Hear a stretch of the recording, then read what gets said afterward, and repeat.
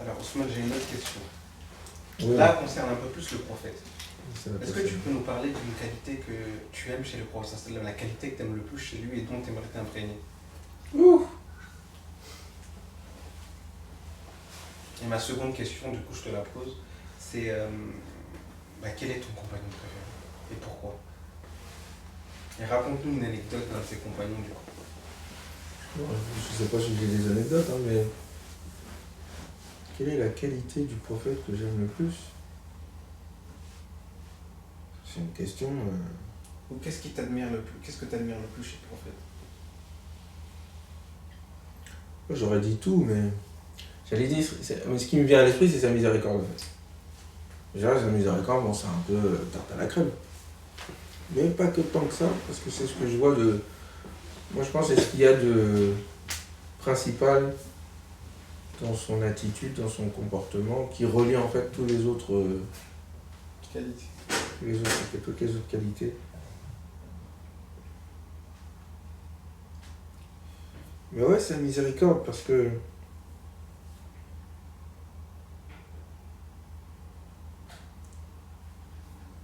c'est cette miséricorde qui faisait que, par exemple, quand il était très attentif aux gens et prenait le temps de donner à chacun son importance. De sorte que chacun, en fait, à ses yeux, chacun avait l'impression qu'il était le plus important pour le prophète que le reste. C'est-à-dire la qualité de l'attention qu'il donne à chacun.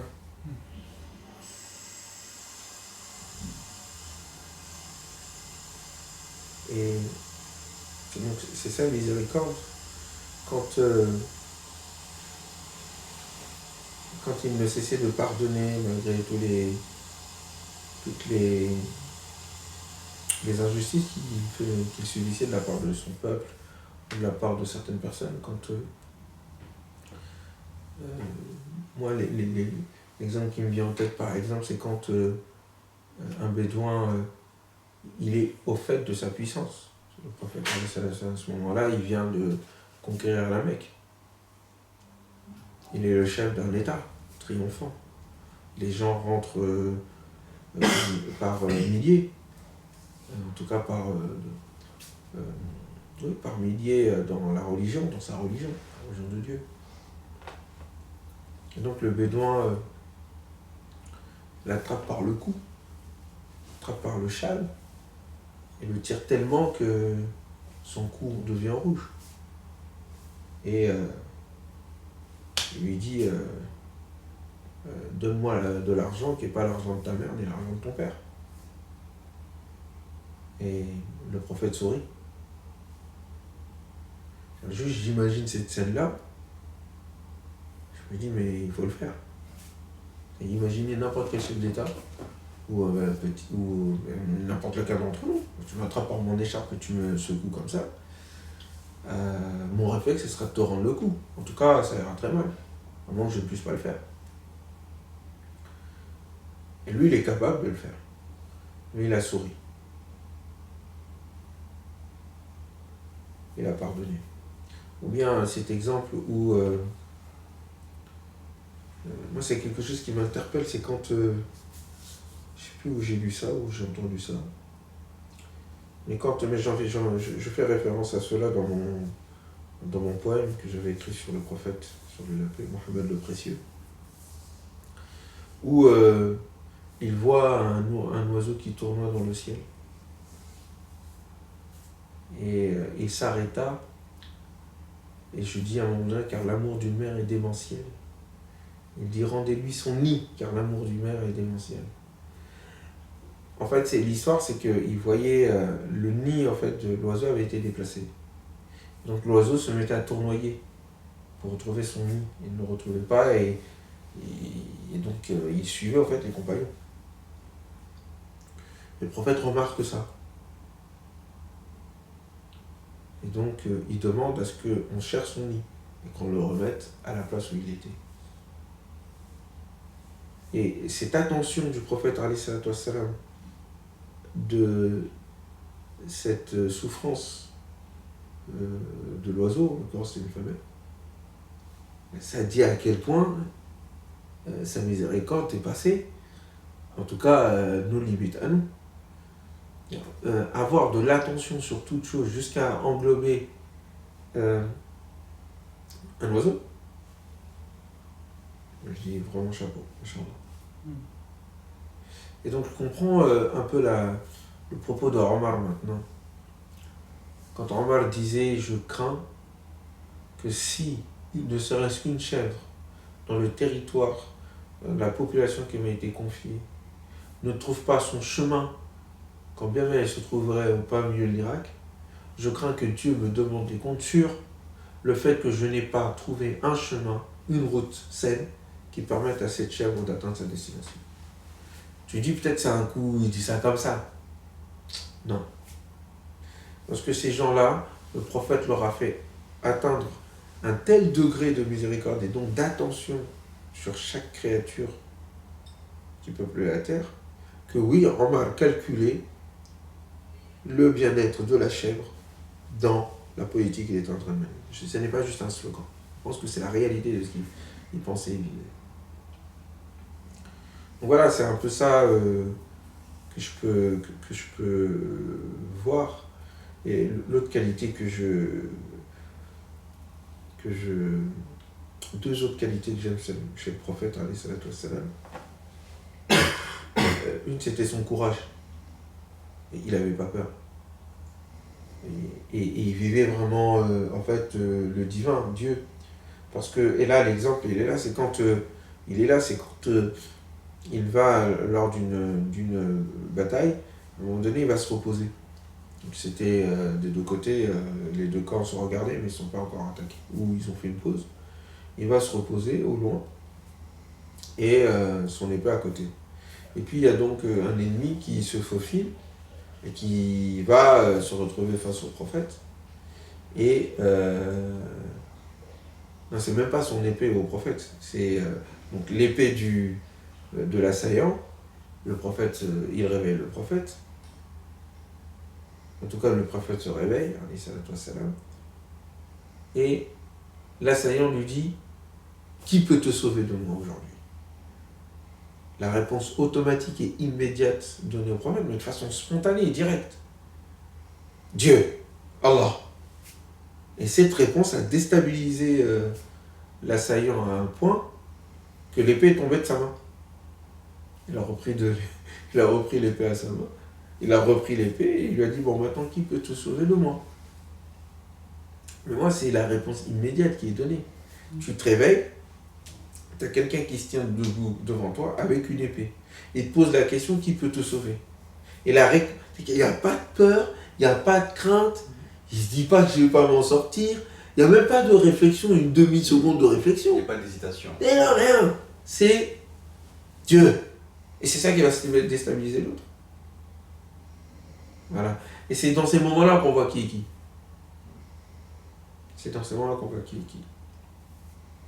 Et l'autre chose que j'aime chez le prophète Mohammed alayhi salatu wassalam, c'est la capacité de lier l'intensité de la spiritualité et l'intensité du goût, du raffinement pour ce monde, des choses de ce monde. Le prophète était quelqu'un de raffiné.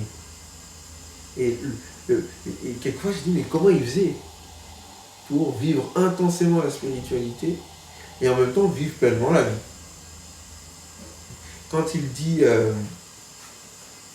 et ça pour moi c'est là l'attitude de l'homme complet, l'homme accompli. Quand il dit, il m'a été donné d'aimer dans cette vie, votre monde, c'est trois choses. Il dit, les parfums, les femmes, et la prière m'a été donnée comme la fraîcheur de mes yeux. Donc voilà un prophète de Dieu qui est proche de Dieu, à un point qu'on ne peut pas imaginer, et qui en même temps aime ce qui symbolise la chose la plus raffinée dans ce monde, les parfums et les femmes. C'est le symbole de la vie et du monde. Et je trouve que ce sont les grands hommes qui arrivent à combiner ces deux choses. Aimer la vie et aimer l'au-delà. Bien sûr, il aime l'au-delà puisque c'est vie. Mais l'amour de l'au-delà, l'amour de Dieu ne l'empêche pas, bien au contraire, de vivre pleinement la vie. Et c'est pour ça ceux qui caricaturent le prophète sur lui la paix, ou qui ne comprennent pas en disant oui, il a aimé des femmes, il a épousé plusieurs femmes, etc. Les petits voient souvent dans la grandeur des défauts, les défauts qui sont les leurs.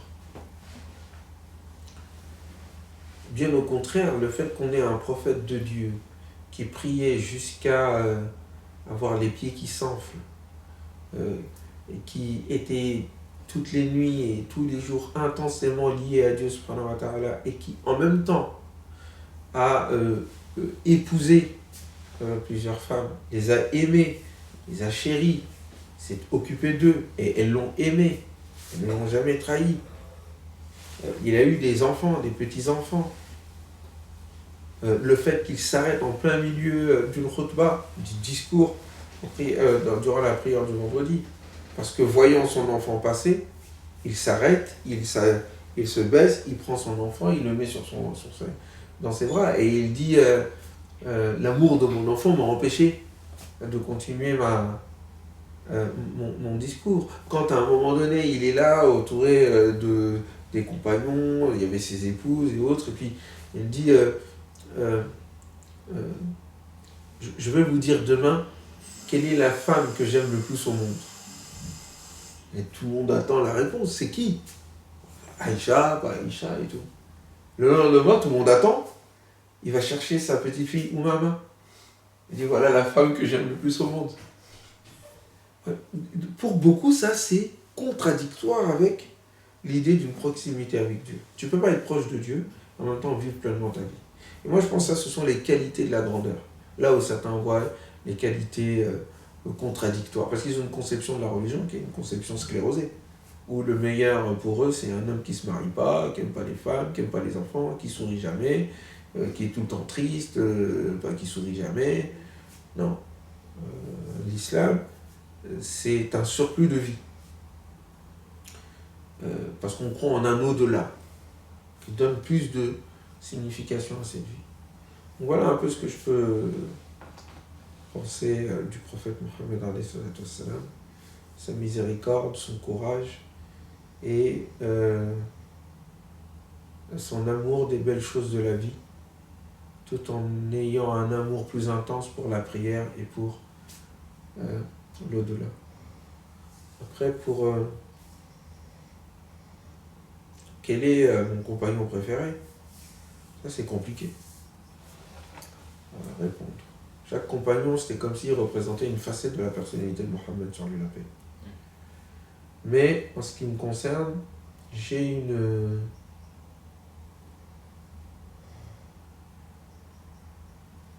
un certain... J'aime tous les compagnons. On va commencer par les 4 califes, 4 premiers. Mais j'ai un certain amour, une certaine affection pour Ali, en raison de sa pauvreté. Mais cette pauvreté ne l'a pas empêché d'être l'homme courageux, noble et sage que l'on connaît. Et les souffrances qu'il a vécues, notamment dans la Grande Guerre, avec Muawiyah, c'était terrible. Et le fait qu'il ait pu ne pas accepter de ne pas prendre le pouvoir, alors que l'on avait les possibilités, la dignité, la légitimité, comme Abu Bakr et comme Omar, cela m'interpelle. Et puis j'ai aussi une certaine... j'aurais même pu le mettre avant Ali, une certaine... un certain...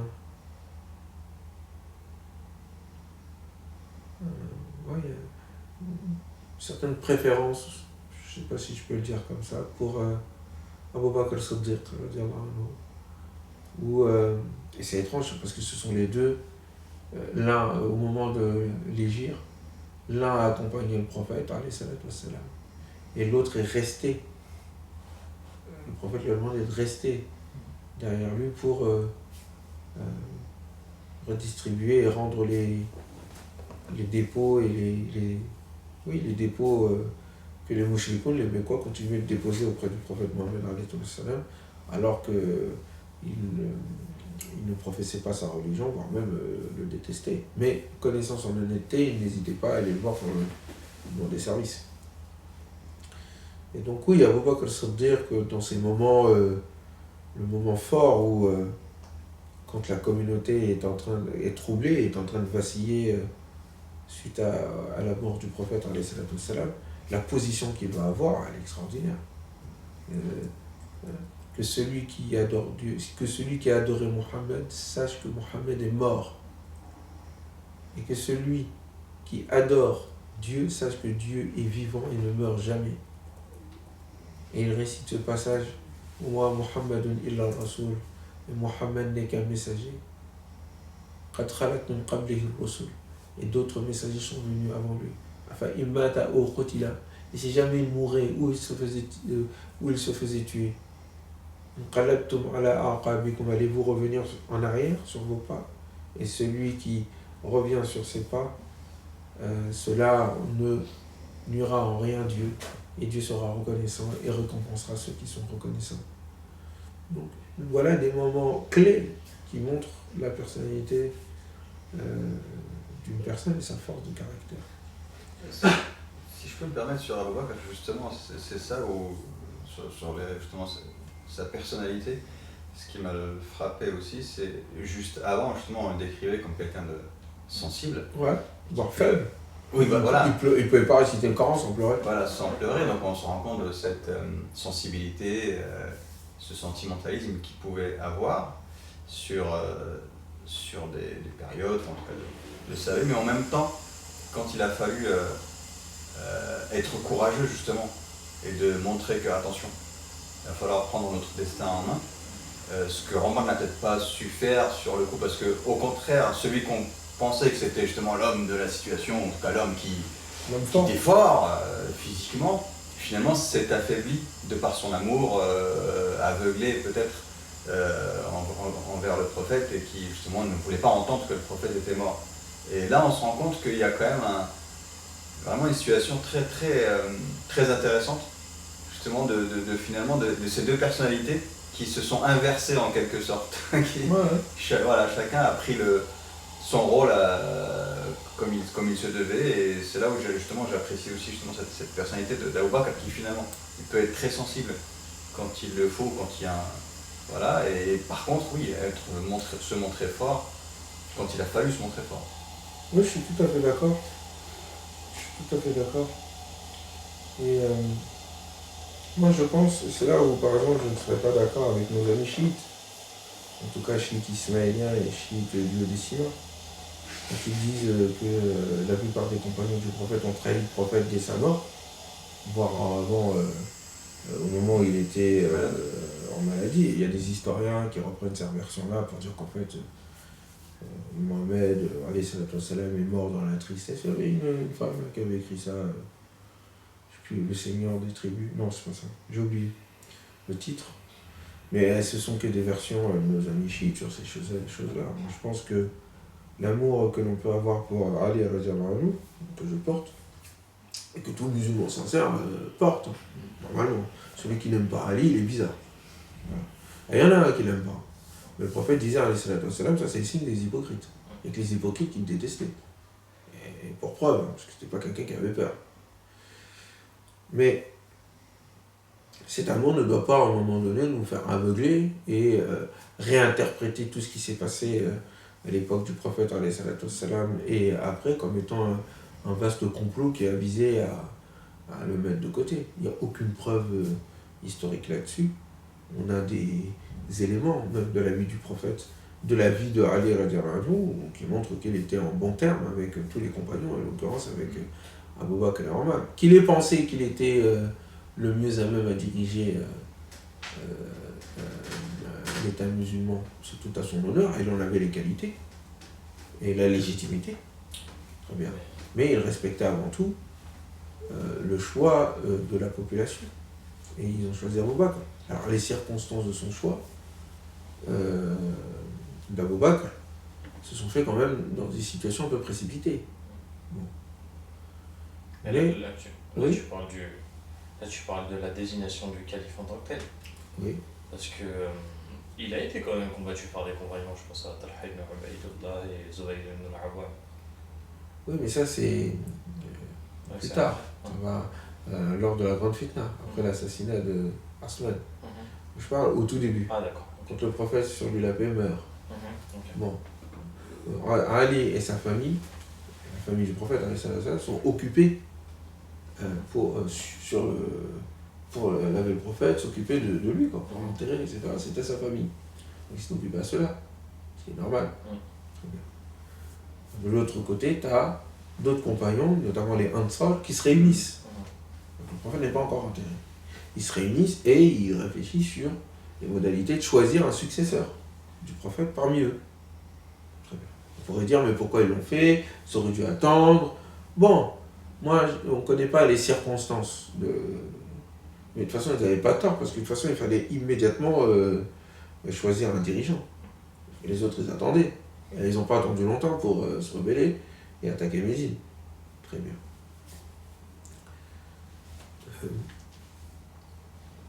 Et je ne pense pas que nous aimions le prophète plus que eux. Bon, à titre personnel, est-ce que j'aurais agi comme ça? Je ne pense pas. Mais je ne suis pas eux, justement, et je ne suis pas dans les circonstances dans lesquelles nous nous trouvons.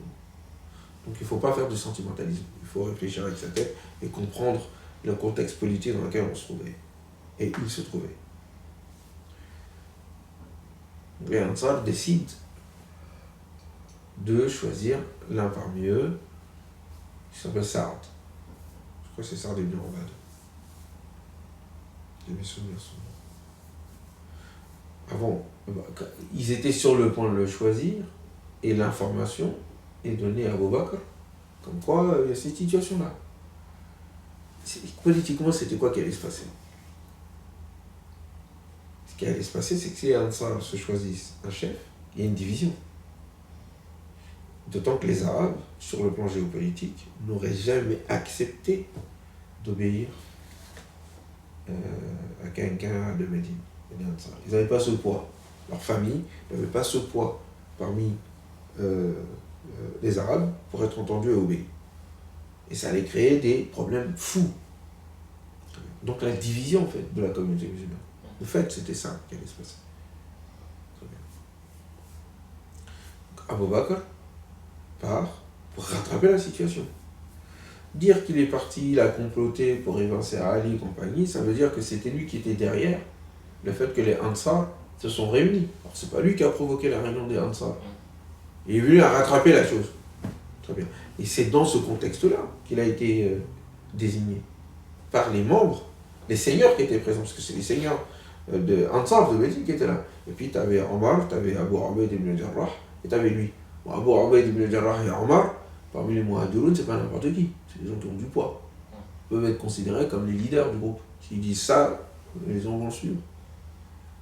D'autres leaders auraient pu être entendus, notamment Ali, et sa famille, la famille du prophète. Ils n'étaient pas là. Donc, on pourrait, et il avait raison de le dire, comment ça on prenait cette décision? Nous ne sommes pas là. Donc, il n'a même pas dit tout ça en fait. C'est quoi l'argument qu'ils ont utilisé? Parce qu'Abou Bakr dit, jamais les Arabes, écoutez bien les arguments politiques. C'est pas religieux, politique ici. Et ils ne remettaient pas en cause le mérite des Ansar. Les Ansar estimaient que ce sont eux qui ont défendu la religion. Ce sont eux, et c'est vrai, ce sont eux qui ont défendu la religion, ce sont leurs épées à eux qui ont défendu le prophète Mohammed sallallahu alayhi wa sallam, et c'est eux qui ont pu gagner contre tous les Arabes. C'est eux. La vérité, c'est ça. Médine a défendu le prophète. Bon, c'est un argument de taille. Et puis ce sont les Ansar, etc. Sur le plan religieux. Abou Bakr répond en disant oui, ça on ne peut pas méconnaître ce point. C'est la vérité. D'autant que le Coran parle de vous en de telles circonstances. Cependant, Mohammed, sur la paix, faisait partie des nôtres, Muhajiroun. et de Quraysh, surtout. Et jamais les Arabes n'accepteraient un successeur en dehors de Quraysh. Ils ne se soumettront pas. Ils ne vont pas obéir. Les Ansar ont compris. Donc, ils ont fait preuve d'intelligence. Donc leur choix n'était pas motivé par la simple volonté d'avoir le pouvoir. Ils ont eu une lecture. En disant, voilà, normalement ça doit être nous. C'est nous qui avons accueilli le prophète, donc c'est à nous. Et c'est nous qui sommes les chefs de Médine, quand même. Donc c'est à nous d'être les dirigeants. Donc on reprend les choses en main. On reprend les choses en main. En tout cas, c'est chez nous que doit être le successeur politique du prophète. Abu Bakr avait un autre argument. C'est cet argument qui l'a emporté. Très bien. Il propose Omar ou Abu Ubayd ibn Jarrah. Les deux refusent. Et Omar lui dit, écoute, il faut mettre un terme à tout ça. Donne-moi ta main. Donc il fait ce geste de faire l'allégeance. Puis tout le monde suit. Les Ansar, tout le monde suit. Celui qui était censé être désigné calife, Saad, était couché, il était malade. Bon. Lui, jusqu'à la fin de sa vie, il n'a pas accepté. Il n'a pas fait la BA. Et il ne priait même plus avec eux. C'est une histoire de quoi, d'ego, du coup? Non, c'est une histoire de il n'était pas d'accord. C'est une histoire de il n'était pas, mais il y a même des Ansar qui l'ont dit. On dit Abu Bakr, c'est pas toi et les autres, c'est pas vous qu'on craint. C'est ceux qui vont venir après vous. On connaît les Quraysh. Parce qu'il faut oublier, ce sont les Médinois qui ont vaincu les Quraysh. Ça va avoir des conséquences plus tard. Quelqu'un d'autre va venir après vous et il ne va pas faire les choses comme il se doit. Bref. Et il dit, à nous, chez nous le chef, et chez vous le conseiller. Soyez nos conseillers. Bon, ça ne va pas être suivi comme tel. Donc c'est dans ces circonstances-là. Dire qu'ils ont trahi, pour revenir à nos amis chiites, et que Abu Bakr a trahi, que Omar a trahi, que Uthman a trahi, que tous les compagnons ont trahi, sauf quelques-uns minoritaires qui sont restés autour du prophète Mohammed, de Ali et qui l'ont soutenu, ça ne tient pas la route. Et ça dit l'échec alors du prophète. Si tous ses compagnons ont trahi, il a perdu. C'est ça que ça dit. C'est un échec. Or, ils essaient de faire passer les débuts de l'islam comme étant les débuts d'une bande de bédouins qui sont dit Mohammed n'est qu'un roi, un peu un mini Alexandre le Grand, alors qu'il était bien plus grand qu'Alexandre le Grand. Ce qu'il a fait, personne ne l'a fait. Et on le fait passer pour un guerrier au moment où il est en train de mourir. Il y avait des guerres intestines, et puis il y en a une qui a pris le pouvoir par des complots à droite à gauche. C'est pas ça qu'on voit dans les faits. Et même l'attitude des califes, parce qu'effectivement, si tu veux prendre le pouvoir, c'est pour bénéficier de quelque chose, non? Bon, ils ont bénéficié de quoi, là, les califes? D'une grande maison, d'une richesse particulière. Même l'argent que Abu Bakr a reçu de la part de la caisse de l'État, il les a rendus. Donc il faut être sérieux. Pareil pour Omar. Toute la vie de Omar, alayhi salatu wassalam, est en cohérence avec sa foi et avec ce qu'il est. Bref, ils ont fait un choix en tous les cas, politique, de choisir quelqu'un d'autre que Ali. Ils auraient pu choisir Ali, ils auraient pu choisir d'autres choses. Ils ont fait ce choix-là. Et dire que tous les compagnons ont trahi je ne sais quoi, et mettre une guerre entre les compagnons, en tout cas du début, c'est vrai que c'est problématique. Maintenant, il y a effectivement des conflits entre les compagnons. Suite à l'assassinat de Othman, je veux dire non. Il ne faut pas oublier que l'origine quand même du problème, c'est la politique menée par Othman. Mais c'est pas que ça, parce que même la politique menée par Othman de privilégier dans les différents postes du pouvoir sa famille, elle est contestable. Contestable. Le prophète n'a jamais fait ça. Et il avait dit qu'il allait diriger la communauté selon la sunna du prophète et la sunna des deux califes. Donc il a dit qu'il allait suivre cette voie. Et d'ailleurs, quand la question fut posée à Ali, il a dit non, selon le Coran, selon la sunna et selon mon propre ijtihad. Donc il refusait il estimait qu'il avait des choses à amener en termes de politique qui pouvaient ne pas correspondre à la politique menée par Abu Bakr et Omar.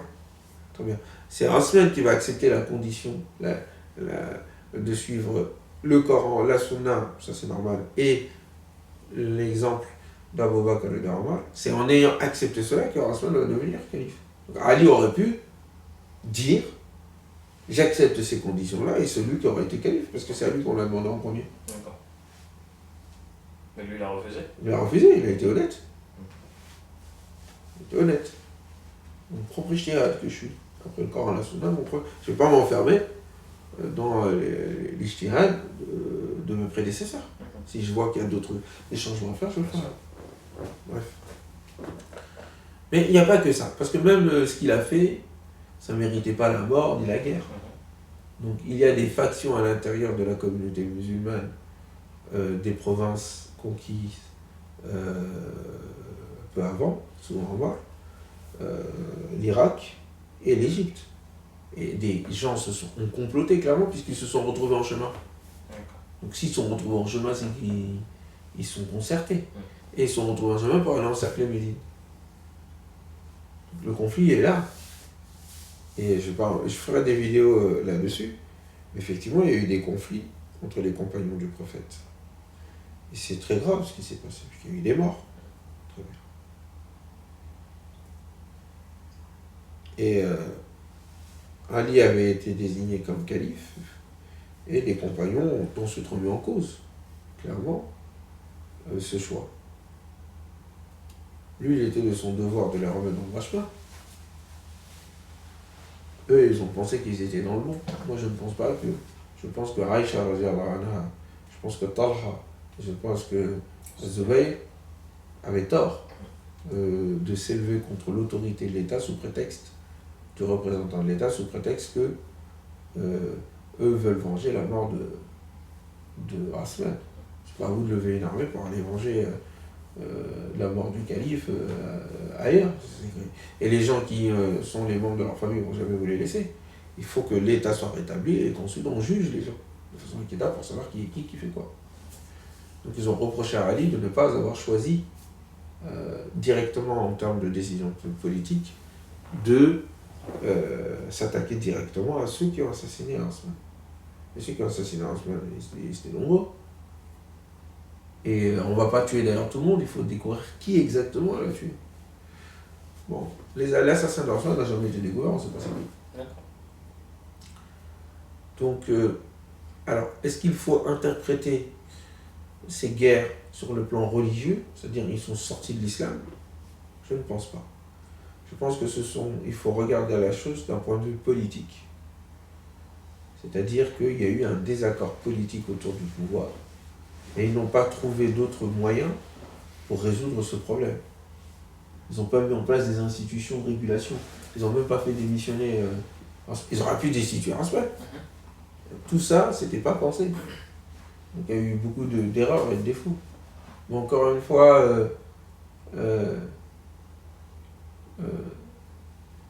s'est penché là-dessus en disant que l'un est un kafir et l'autre est un mu'min, c'est une erreur. Mais penser que tous iront au paradis, je l'espère, et que même ceux parmi eux, parmi les compagnons ou d'autres qui sont considérés comme compagnons, ont eu raison de ne pas respecter le pacte, notamment quand il y a un accord d'arbitrage entre Muawiyah et Ali dans leur combat, et que l'arbitre de Muawiyah, Amr ibn al-As, le compagnon du prophète, donc, finit par trahir en fait sa parole, parce qu'ils sont mis d'accord pour destituer les deux, Ali et Muawiyah. Il fait mine de laisser Abu Musa al-Ash'ari, qui était l'arbitre de Ali, de prendre la parole et de prononcer la destitution de Ali et de Muawiyah. Et puis lui, il vient, il dit, bon, vous avez entendu ce qu'il a dit sur Ali, moi je maintiens Muawiyah dans le pouvoir. Voilà, c'est une trahison, clairement. Donc, souhaiter que Dieu lui pardonne et qu'il aille au paradis et ne pas oublier les bienfaits qu'il a apportés à la communauté, c'est une chose. Mais dire qu'est-ce qu'il a fait, c'est quelque chose de bien parce que c'est un compagnon, c'est faux aussi. Il ne faut pas faire ça. Ouais. Entre dire que c'est tous des anges Et quelles que soient les erreurs et fautes, il n'y a pas de faute, il n'y a pas d'erreur. C'est pas des êtres humains, c'est des anges. C'est une erreur de vision. Et de l'autre côté, la vision chiite, c'est de toute façon, ils ont tous trahi, ils iront tous en enfer. Sauf Ali et ceux qui sont du côté de leur Ali. Ça aussi, c'est une erreur, c'est pas normal. Voilà ce que je peux dire là-dessus. Je me suis un peu écarté du sujet concernant quel était mon compagnon préféré. Je l'ai dit, j'ai beaucoup d'affection pour Ali radiallahu anhu, en tant qu'exemple de droiture, de courage et de sagesse. Et j'ai beaucoup d'affection pour Abu Bakr radiallahu anhu. Alors Omar, bien sûr, n'en parlons pas. Othman aussi, qui est quand même celui par qui on a pu avoir le Coran tel qu'il est aujourd'hui, que Dieu le récompense et qu'il lui pardonne ses erreurs. Et j'ai aussi une affection particulière pour Abu Darda. C'était un sage, un grand sage, ce monsieur, ce compagnon. Mais ce sera l'occasion peut-être un jour de parler de sa vie et de son histoire ultérieurement, Inch'Allah.